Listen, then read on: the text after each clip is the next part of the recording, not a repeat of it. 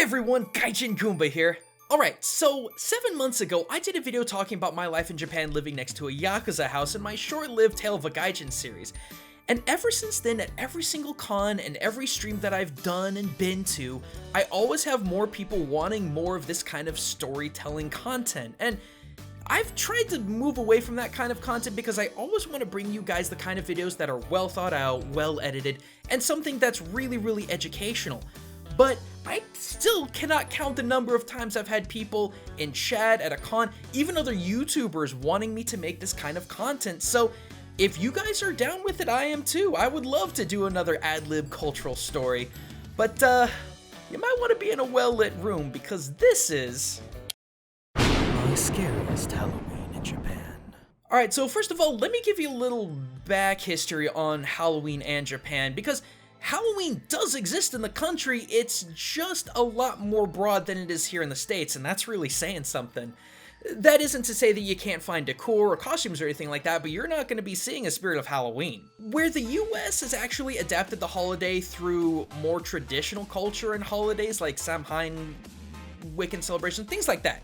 Japan has only been able to pull the holiday in commercially and purely commercially, which is why I think it's a bit more stereotypical. If you go in looking for costumes, decorations, things like that, it's gonna be stuff like pumpkins, ghosts, witches, black cats, things like that. And speaking of, there are a lot of places you can pick up these kinds of decorations. The first thing off the top of the head I can think of is Daiso, which is one of Japan's many 100-yen shop chains, except this place is really nice. But again, you're only gonna find a lot of the stereotypical stuff, so orange pumpkins and jack-o'-lanterns and witches and cats and ghosts and skeletons and things of that nature. But it gets the job done if you need it done. But then there's Don Quixote. Wait. As in Don Quixote de la Mancha? The Spanish noble that literally went crazy from reading one too many romance novels? Yeah, I know it's weird to name a chain after a crazy Spaniard who thought he was a knight and thought a windmill was a dragon, but the name is crazy apt, and let me explain why. First of all, you can find anything in this crazy place.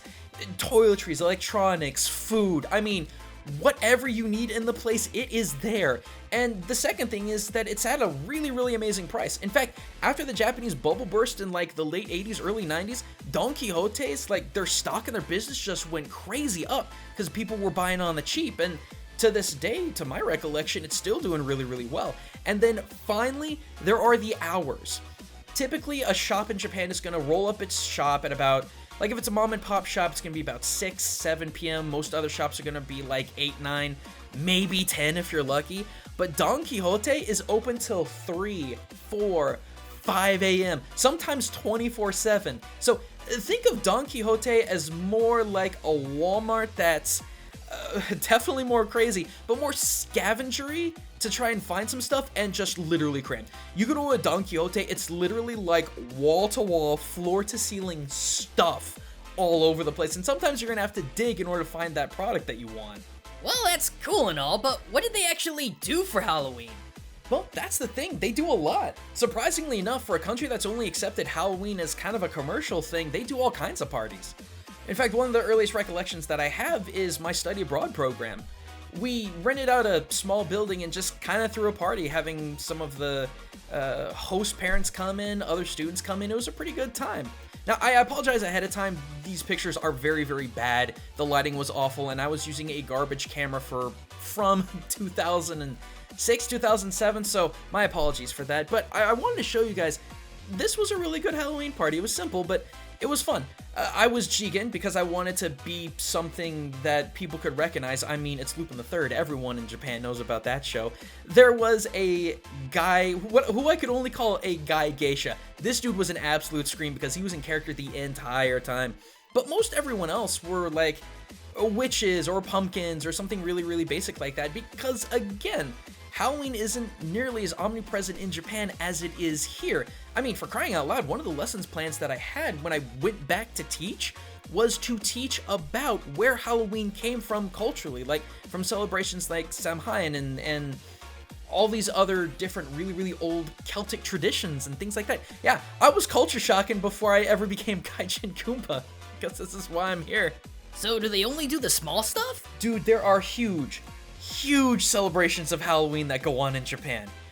During the day, it's a lot more kid-friendly. I mean, you go to Disneyland during Halloween, you're definitely gonna see stuff like Halloween parades, things of that nature. I mean, even locally, you see that. But man, when it's nighttime, it gets nuts. And the best example I can think of is the freaking Shibuya Halloween party. So, you know Shibuya Kosaten, the Shibuya crossing that is oh so famous when it comes to Tokyo? That place is packed. It is flooded with costumes, scandalous or otherwise.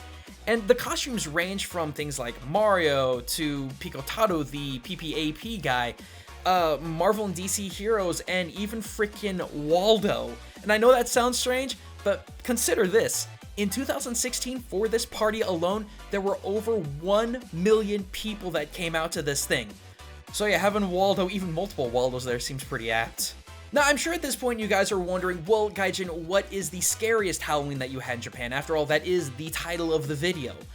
Well, it wasn't at a graveyard or some massive event. It was actually in a tiny Irish pub in Nagoya back in 2009. Alright, so let me set the scene for you really quick. I had gone with some old friends who ironically studied abroad over at the campus that I went to college to. I just had the great fortune of living close to this person. So it was my friend and a couple of their office friends all going out to this pub because they heard it was a really, really cool party. Dude, I'm down. I am super down for that. And it was good. Like, my costume was the Okoteru Gaijin, or basically the Angry Foreigner, because, I mean, why not? I was already... Even in 2009, I was taking that word gaijin and just completely making it my own at that point.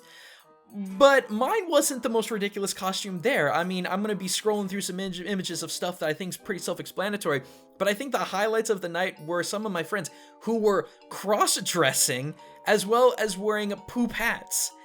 And now you know why I've blotted out all their faces. Normally in Japan, it's customary to blot out just like the eyes or something like that. I'm doing whole face because...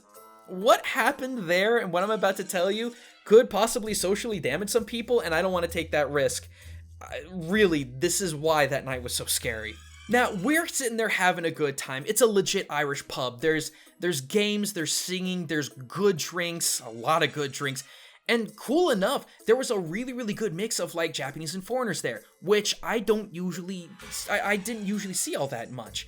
And everyone was having a good time. In fact, I never saw such an interesting mix of native and foreign mingling together since Honensai, aka the Big Dick Festival, which, trust me, I'll get to a video on that at some point, depending on, you know, how this one does. But we were having a good time until I met this girl. And she came up to me, just out of the blue, came up to me, and said, "Kane kaishite, give me money." And I'm looking at her like, naze? Like, why? And she said in English, "Because I'm cute." Unironically. She came up to me asking for money solely because she was cute. And I'm like, get out of here. And she proceeded to go to all the other guys in the pub, and I don't think anyone gave her money, as well they shouldn't had. But this girl was basically, like, I'm not big into skinny chicks. If you are, cool. I'm not. This scrawny girl comes in, and she's wearing a bra which covers almost, like, there's nothing really to cover, and a police hat. I think she had, like, really, really short shorts on, and maybe a pair of handcuffs at her hips, but I mean, it was very obvious the hustle that she was trying to pull on me, and I wasn't gonna have any of it, and neither was anyone else at this pub, and good on them. And this wasn't the first time this happened to me either. I actually had some of my third-year kids, high school kids, come up to me, and they're like, "Kane kaishite, sensei? Kane kaishite?" I'm like, "Naze? Why?" And they're like, "Because I am cute though." And I'm like, "No! I am 10 years your senior. You go back. Go do your homework. Go do your homework and leave me alone. Don't put this evil on me."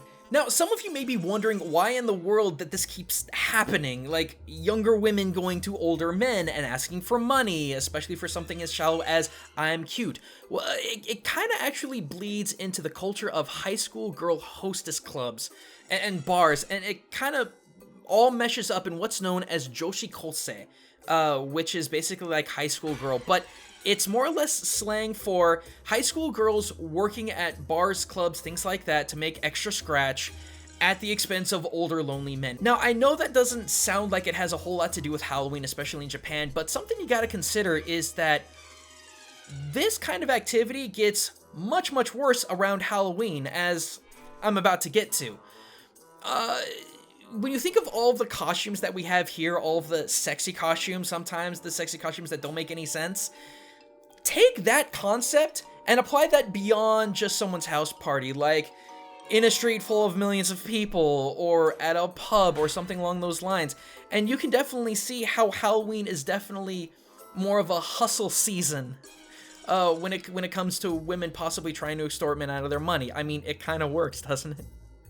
I bet you weren't expecting that kind of a twist when it comes to the story, but believe it or not, it is about to get worse. There was this adorable girl, probably my own age, probably mid-20s, something like that. Very, very calm, very quiet, really adorable in that nice scout kind of way, and she was alright. And that's probably all the good I can remember, because pretty far into the night, after people had knocked back a couple more drinks, all I could remember is that she was getting groped by multiple guys. Just right there, right out there in the open. And this wasn't gentle either. This wasn't nice. This was a lot of Duke Nukem slapping around. You know what I'm talking about. And I didn't know how to respond. Like, it was one of those situations of you hear about it all the time, but you never do see it. And especially that overtly, like just right there in front of your face. I didn't know what to do. I laughed. It was that nervous, tense laugh of like, my body and my brain does not know how to respond to this situation. And so I just laughed. I didn't know what else to do. I was too flabbergasted at the situation. And this gal got super, super mad. She looked at me in perfect English, said to me, "What are you laughing at?" I had nothing to say. I just left. I went outside and got some air, and I didn't know what else to do except just get out of the situation. And I actually found out from my friends that she didn't care. She didn't care that she was getting manhandled like that, because according to her, it happened all the time. And she works in the medical field. You know, one of the places where you'd think people would be the most professional, the medical field. And you didn't do anything? Of course I know I should have done something about it, and all I could do was just awkwardly laugh at the stupid situation because of how jarring it was. But I was just frozen like a deer in the headlights, and because of that, I'm never gonna forget her face. I'm never gonna forget how terrifying that was. That, in part, is why I wanted to do this video in the first place. Yeah, I wanted to talk about Halloween in Japan to a degree to get you guys, to teach you guys a little bit of the culture of Halloween of Japan.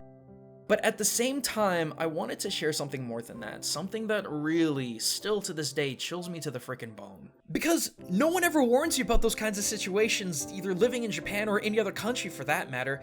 Either being harassed yourself or seeing someone else be harassed. It's gonna flatfoot you, it's gonna spook you, it's gonna set off your fight or flight response, and you're not gonna always know what to do based on that cultural context. And I know that sounds like a horrible excuse, but it is a completely different ballgame when you're interacting in a completely different culture. But take it from a guy who's been there. Always do the right thing, guys, or else it could come back and haunt you forever. Anyway, guys, thanks for watching, and thank you for letting me do something a little bit different. I really did need the time to iron out some more scripts, to get some other videos ready for October, to get some streams taken care of. Normal Culture Shocks and Witch Ninjas will continue after the end of this video. I just needed to do something a little bit easier on my brain, and thank you guys for letting me do that. Oh, by the way, before I forget, I have some good news for you. Over on twitch.tv/GaijinGoomba, I usually stream every Tuesday, Saturday, and Sunday from 7 p.m. US Central on. I'm going to be adding some time to that, specifically for you guys over the pond in the... How'd you guys put it? I've heard a couple of English friends say the old world. I'm going to be streaming for you guys every Thursday and Friday at 10 a.m. US Central Time. Don't ask me about conversions, I honestly don't know, guys. But there's going to be even more japes and even more cultural breakdowns happening live. Otherwise, I hope you guys check out some of my other content. I've got so many other videos breaking down the culture from the world that we live in that's influenced our favorite shows and games, and I hope you guys can enjoy those as much as you enjoyed these. But until next time, everyone, this is Gaijin Goomba, signing out.